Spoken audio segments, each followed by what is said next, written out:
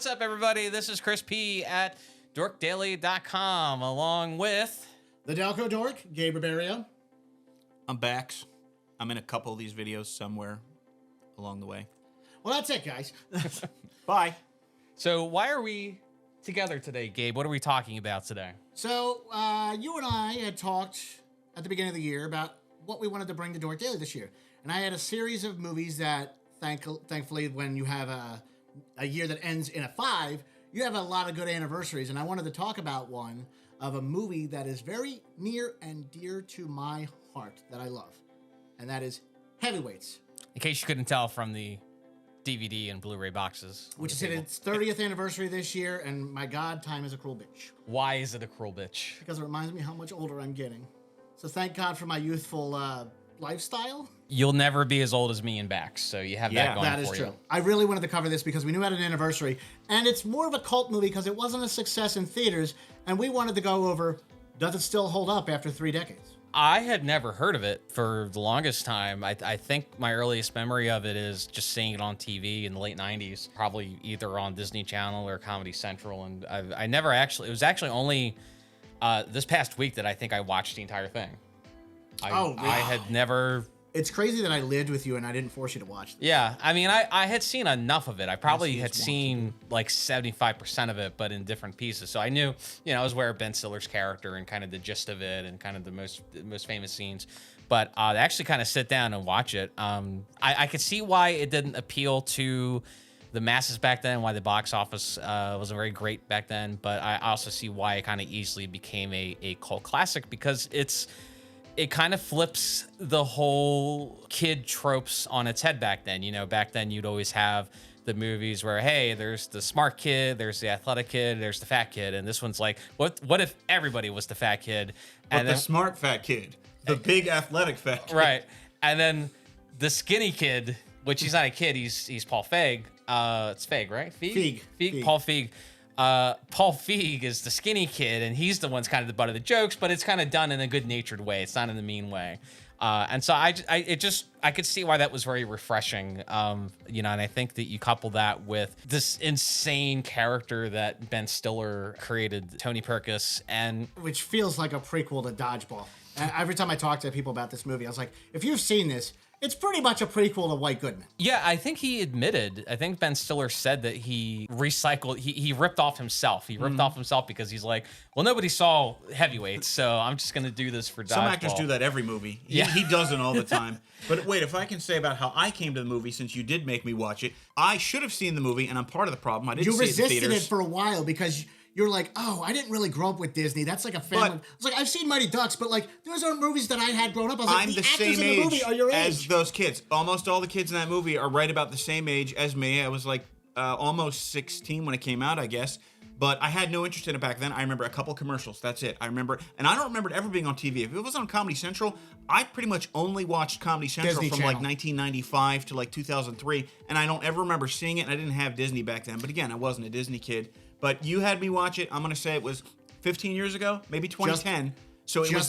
It was probably 15 years old at the time, and that was already 15 years ago. And now we watch it multiple times a year, I would say. We even did a watch-along. You and I did. Yeah. We did a watch-along during 2020, because it would have been an ideal time to do it then, because it was on its 25th.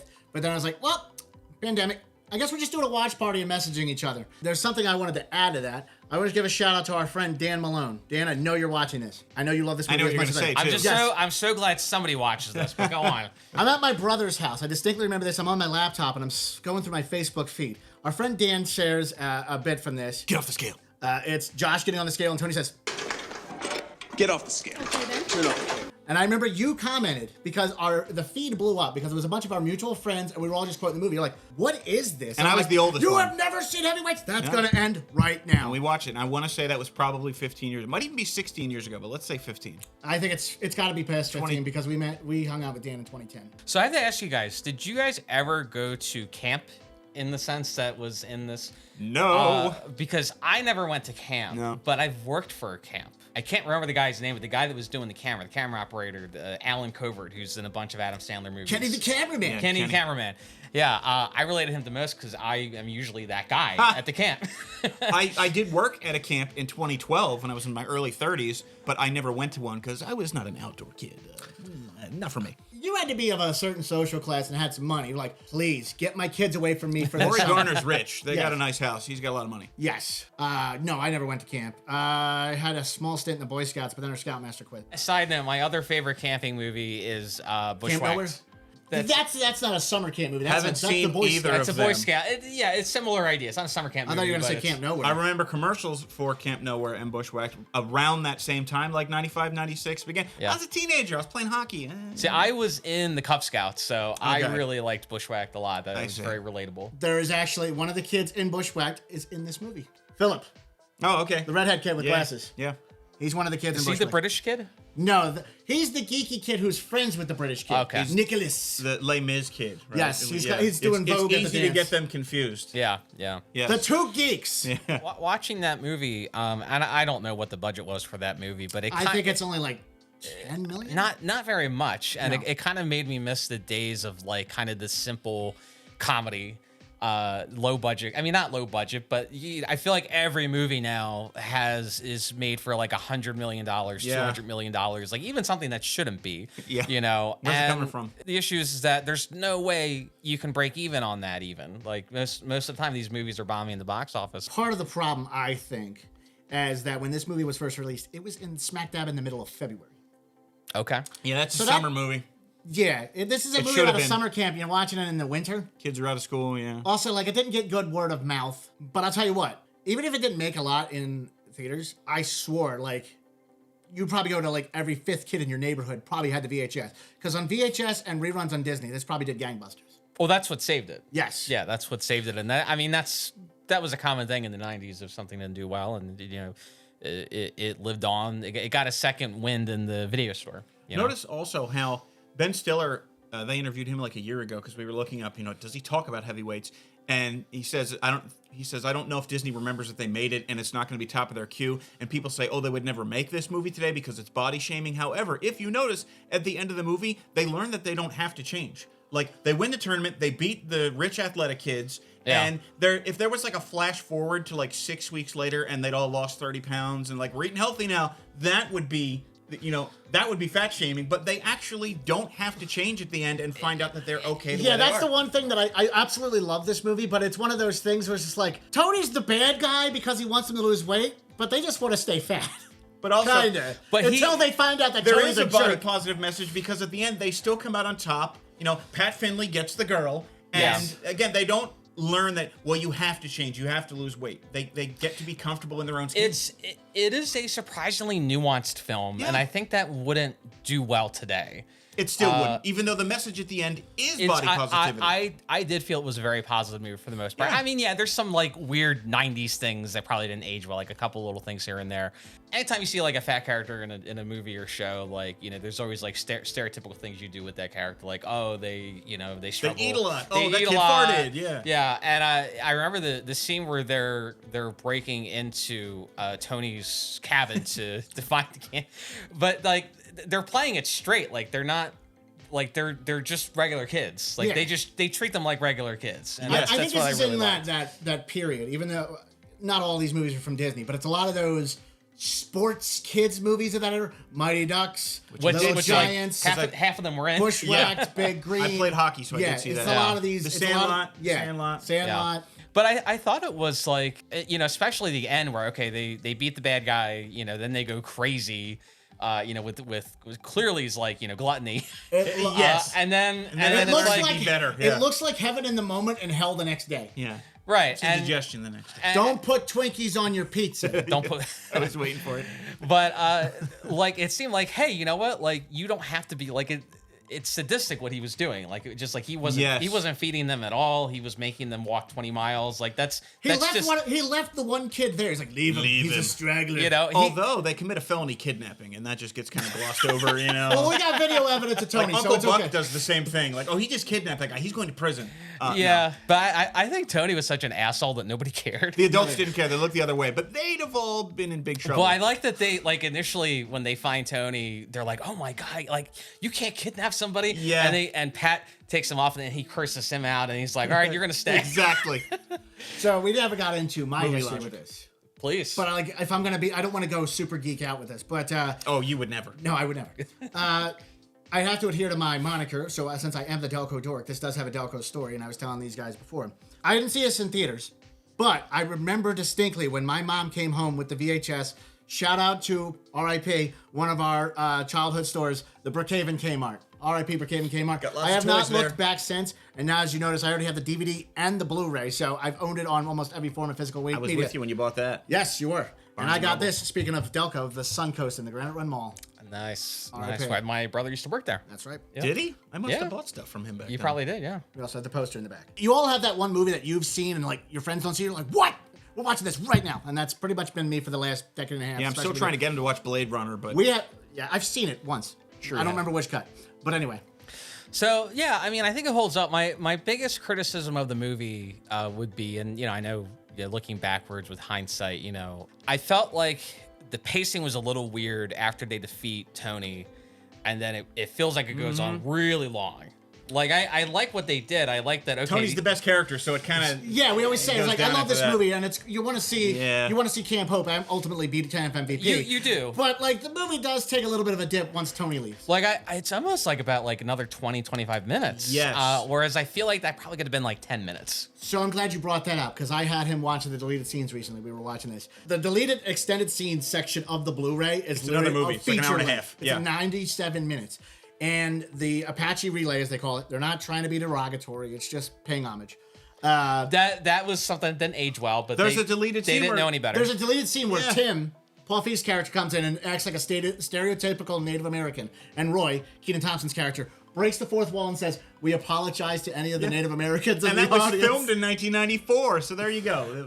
The Apache relay is much more extended. Like every kid gets their shine. Like Philip pilots a real projector in a maze with monsters. Sims hits a home run and it actually falls into like a speaker near Camp MVP when they're doing like an athletic pyramid. There's a Shakespeare section. There is. There's a section with identifying Shakespeare quotes, and he quoted Henry V, which I've directed twice. And I was so happy to see that. But Peter Berg is in that scene, and Director Peter Berg, where they normally have people playing a related character, like Lars becomes Andy Warhol and Alan Colbert is Albert Einstein. And Peter Berg, he's not Shakespeare. He's got like a pirate bandana and like a gray mustache and beard, and he's using a southern accent. Like, he's just an actor? I don't know. Well, I also joked that the European guy is playing Andy Warhol, not Einstein. Yeah, right. They could have flipped the two of them. Yeah, and Lars was delightful, but it's like, was he actually a Nazi? Let's play the fun game that helps us learn each other's names. We already know each other's names. Silence! Like, it seems like that's the implication. He was just a German stereotype. But I like when there's always like the bully that joins the good guys, like Ogre in Revenge of the Nerds too. Yeah, very similar to that. Yeah, so it's and also Tom Hodges is in Revenge of the Nerds. Yes. And then Lars is hold on, before we move on to that, we got to do the line because when he tries to convince he's like, Lars, if we find out that you don't have a job, you get deported. I wish you. I love you. That also, they're also smearing honey on his chest. Especially didn't age well. Yeah, that didn't age well either. Yeah. Yeah. Well, brick wall, we've hit it. But I hadn't really looked at the poster before, and I noticed that Ben Stiller's not on it. I originally thought told that, you about this. I thought that Lars. I thought that Ben Stiller was in the sandwich, but it's actually Lars, which I thought was very interesting. And I told you about this. I think I read something, or maybe there was an interview. I can't remember, but Ben Stiller said something. Oh no, they said it on the commentary. They said it on the commentary. He's like, "Hey Ben, we want you to do this movie." He's like, "Okay, fine, but I don't want you to promote me. Like, I don't want any in the posters, newspapers, any of that stuff. He's in the trailer, but like, that's one thing that's missing." So it's funny because I'm glad we have 3 examples here. We got the theatrical poster there that actually has green text, and Lars and the boys are all in street clothes. By the way, they didn't take those photos. They just like Yeah. Yeah, I They think just they're ripped from them. It's like what they did in the the movie. Percocets with Tony. Yeah. I'm skinny. It looks very fake. So then this is what the DVD and Blu-ray, or I'm sorry, DVD and VHS look like. And then they finally put Tony on the Blu-ray. Now, I wonder, did he want his character to be a surprise, or was he like, I don't really want to be involved with this because I'm moving on to better things? Well, you know, this was I don't know. around. This was 3 years after Aladdin, and kind of what Robin Williams went through with. You know, they said they weren't going to promote him, and then he became. You know, he was the face blew of up. it. There was a dispute there. That's why he didn't come back for Return of Jafar. So my thought is maybe it was something like that, where he's like, you know what, I don't want to get screwed over.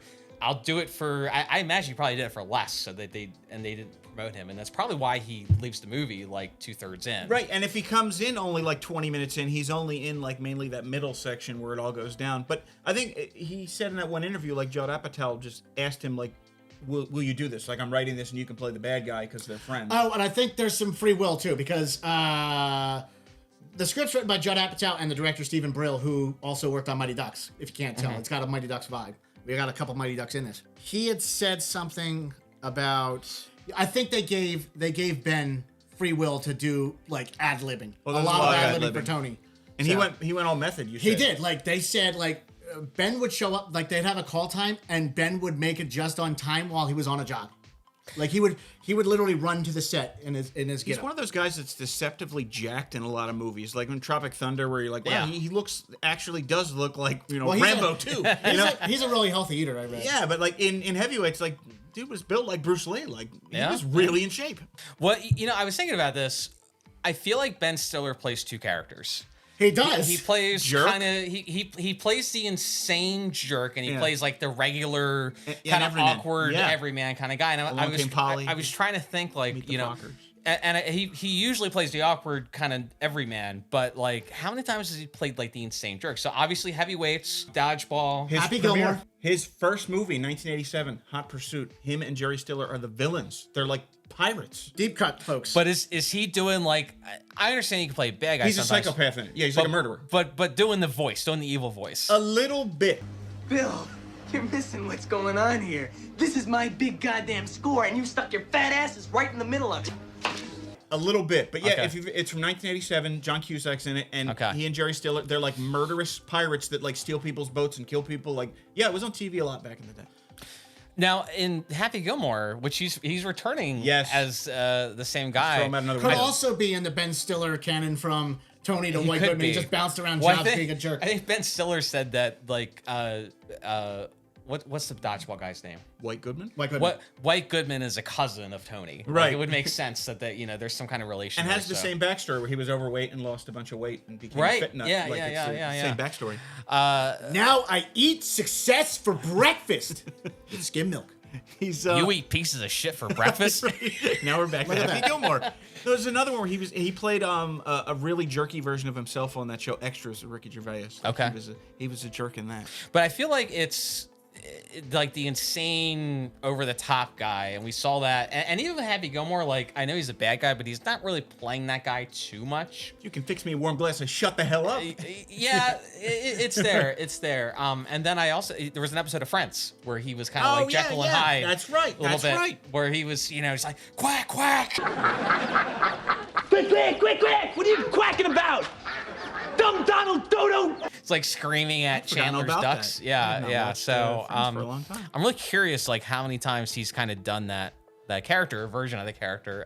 So Heavyweights, I think it's pretty clear it holds up Yes, pretty well. yes, You know, overall, yes. there's a couple things a little dated. I think at the core of this movie, the message is there at the end. I think we got a fun, colorful cast of characters who all have unique personalities. I love all the chipmunks.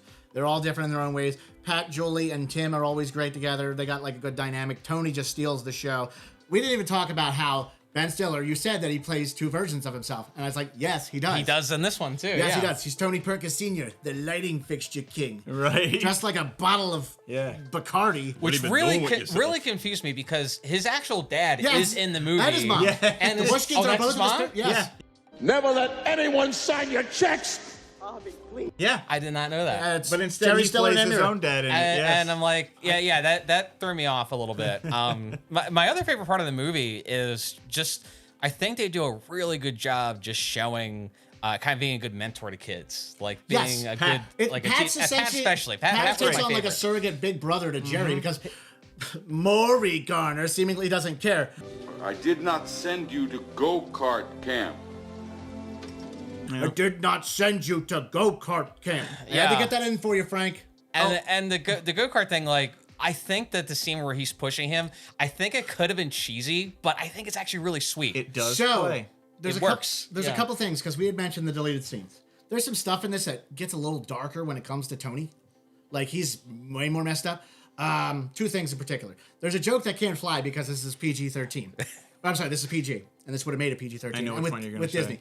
So, when Tony's going through the ID cards, he's like, Gerald Garner. He's like, whoever brings candy into this camp is a destroyer. I'm sure your father, Maury Garner, wouldn't want to hear his son is a destroyer. Josh walks in. He's like, the candy belongs to Seymour Butts.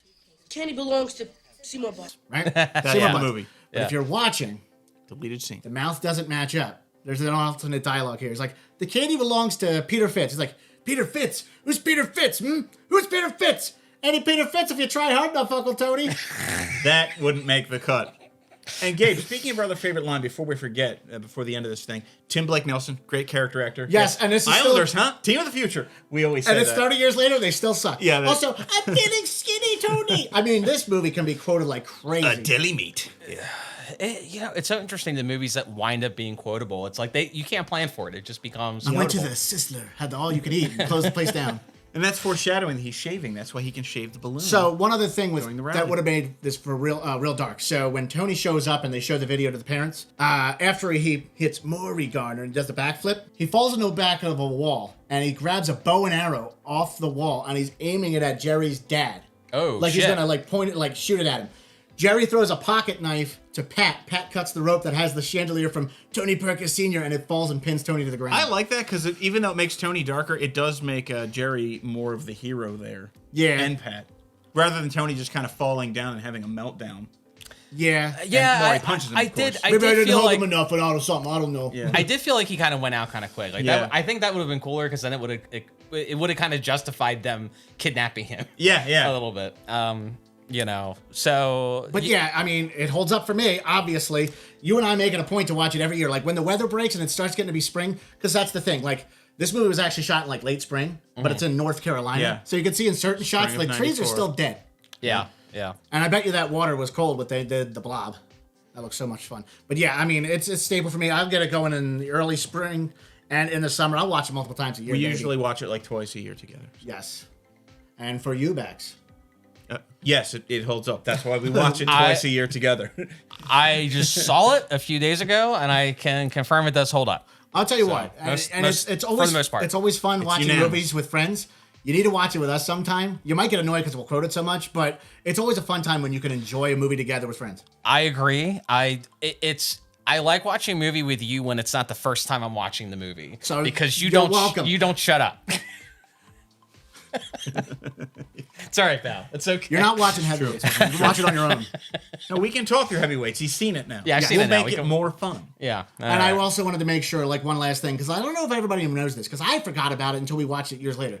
I told you to make sure you stayed for the end credits. Isn't this one of those things? That wasn't a big... They didn't do end credit stuff a lot back in the 90s. Not really. Yeah. But it's after they do the Camp Hope Concerto singing with Lars and Tim and all them.